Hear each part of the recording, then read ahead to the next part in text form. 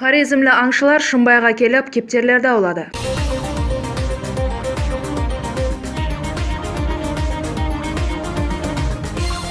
Қарақалпақстан Республикасы экология комитетінің информация қызметінің мағлұматы бойынша, осы жылдың 16 январ күні өткерілген рейд давамында Хорезм уәлаятына тиесілі мемлекеттік номерге ие болған Nexia автотранспорты тоқтатылған.